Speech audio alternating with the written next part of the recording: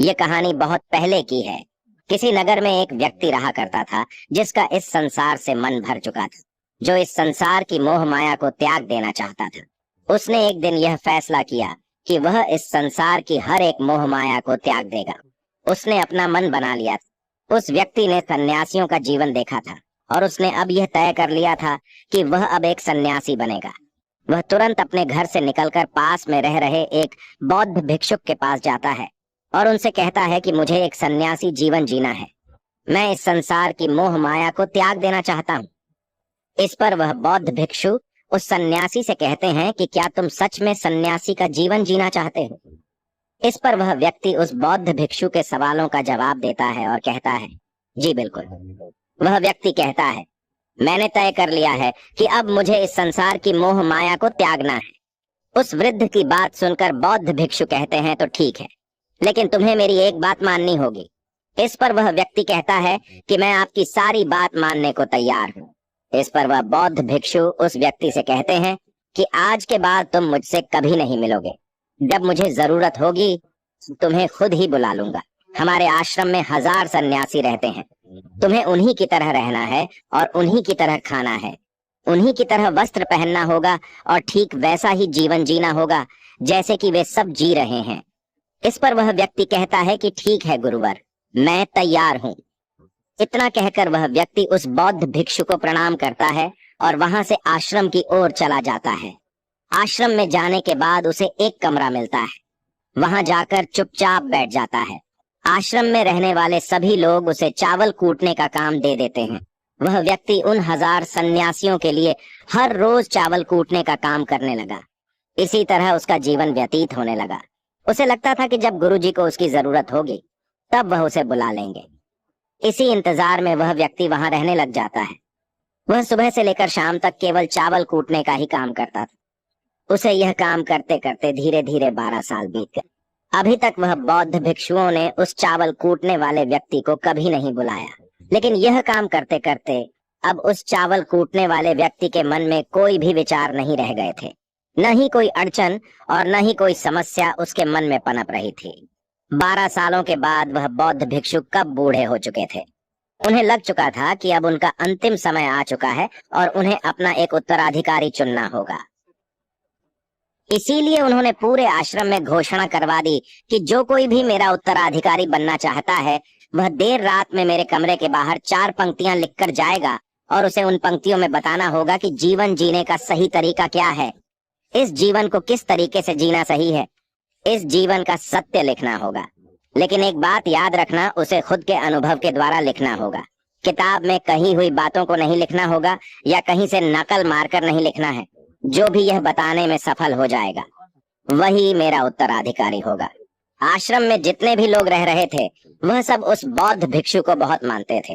कोई भी उन्हें धोखा नहीं देना चाहता था।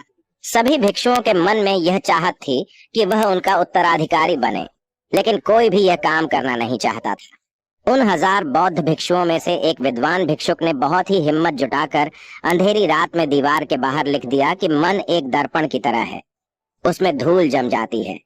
उस धूल को साफ कर दो तो सत्य अनुभव में आ जाता है और सत्य मिल जाता है। ये 4 पंक्तियां उस शिष्य ने बड़ी हिम्मत जुटाकर अपने गुरुवर के कमरे के बाहर लिख दी।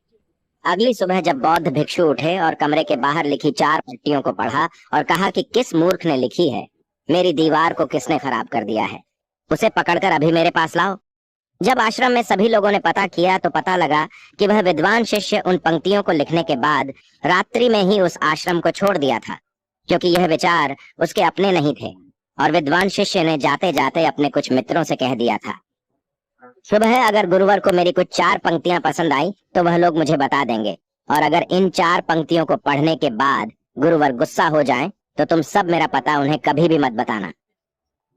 आश्रम के सभी लोग चिंता में पड़ गए कि कितनी अच्छी पंक्तियां तो लिखी हैं उसमें, फिर भी गुरुवर नाराज क्यों हो गए। इतनी अच्छी बात तो लिखी थी उसने कि माँ ने दर्पण की तरह है, अगर उसे साफ कर दिया जाए तो उसका प्रतिबिंब अस्पष्ट दिखने लगता है। वे सब कहते हैं, चलो देखते हैं कि गुरुवर को ऐसा उत्तराधिकारी कौन मिलेगा जो उनके सवालों का सही जवाब उस दीवार पर लिख सके।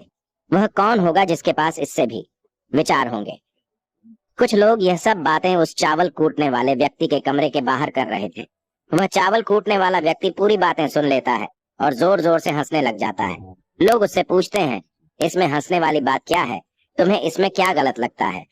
वह चावल कूटने वाला व्यक्ति कहता है, गुरुवर, सही तो कह रहे हैं कि किस नासमझ ने यह सब लिखा है। इस पर वैसे लोग गुस्सा हो जाते हैं और उस चावल कूटने वाले से कहते हैं कि तुम्हें क्या पता, तुम तो 12 सालों से सिर्फ चावल कूटने का ही काम कर रहे हो। तुम्हें किस बात का ज्ञान है? ना तो तुम्हें शास्त्रों का ज्ञान है और न ही गुरुदेव ने तुम्हें कभी ज्ञान दिया। अगर तुम्हें इतना ही ज्ञान है तो तुम ही क्यों नहीं अच्छे शब्द बता देते? वह व्यक्ति हंसते हुए कहता है कि ठीक है, मैं जरूर बता दूंगा, लेकिन इतने सालों से मैंने लिखने का अभ्यास नहीं किया हूं तो लिखना मैं भूल गया हूं। मैं बातों को जरूर बता दूंगा, लेकिन किसी को मेरी बातें लिखनी होगी। और यह भी याद रखना कि मुझे उत्तराधिकारी बनने का कोई भी शौक नहीं है। इस पर वैसे लोग कहते हैं, तो ठीक है, क्या लिखना है बताओ? वह चावल कूटने वाला व्यक्ति कहता है, तो लिखो जो मैं बता रहा हूँ। कैसा दर्पण कैसी धूल, न कोई दर्पण न कोई धूल, जो इसे जान लेता है वह सत्य को प्राप्त हो जाता है। यह बात उस गुरुदेव के कानों में पड़ जाती है। आधी रात को वह गुरुदेव उस चावल कूटने वाले व्यक्ति के पास आते हैं और उससे कहते हैं कि तुम यहाँ से चले जाओ, वरना यहाँ पर रहने वाले आश्रम के सभी 1000 लोग तुम्हें छोड़ेंगे नहीं। यह जोगा ले लो, तुम मेरा उत्तराधिकारी बनना चाहो या न जाओ, इससे कोई फर्क नहीं पड़ता। तुम उत्तराधिकारी बनो या न बनो, लेकिन जो शब्द तुमने कहे थे वही शब्द बिल्कुल सत्य हैं और जीवन के अनुभव को दर्शाते हैं। इसलिए मन ही मन मैं तुम्हें अपना उत्तराधिकारी मान लिया हूँ। और अगर यह बातें उन 1000 आश्रम वाले लोगों तक पहुंच जाएंगी तो वह सब तुमसे जलने लगेंगे और तुम्हें चोट पहुंचाएंगे। यह लोग बर्दाश्त नहीं कर पाएंगे। ये चावल कूटने वाले व्यक्ति उत्तराधिकारी कैसे बन सकता है? जिसे कभी ज्ञान नहीं, जिसने कभी शास्त्र पढ़ा ही नहीं, वह उत्तराधिकारी कैसे बन सकता है? वह भला कैसे सत्य को प्राप्त कर सकता है? और यहाँ पर शास्त्र जानने वाले सभी लोग सर पीटते रह जाएंगे। इसलिए तुम यहाँ से चले जाओ, कहीं और अपनी दुनिया बनाओ और वहां के लोगों को ज्ञान से भर दो। इस पर महात्मा बुद्ध ने भी अपने एक शिष्य से कहा था, जब तुम्हारे मन की सारे विचार शांत हो जाएं, तुम्हारे भीतर विचार आना बंद हो जाए, उस दिन से तुम्हें सत्य का अनुभव हो जाएगा। तुम सत्य का अनुभव करोगे, खुद को भी और इस ब्रह्मांड को भी समझ पाओगे। और यही बुद्धत्व प्राप्ति का पहला कदम है। मन को शांत करने का पहला तरीका जो बौद्ध ग्रंथों में बताया गया है वह खुद के विचारों पर करना। इन्हें अच्छे से समझना कि आखिर आपके अंदर कौन से विचार उत्पन्न हो रहे हैं, आपके अंदर आखिर क्या चल रहा है। उन्हें अच्छी तरीके से और जागरूकता के साथ समझने की कोशिश करना, न कि अपने विचारों को दबाने की कोशिश करना।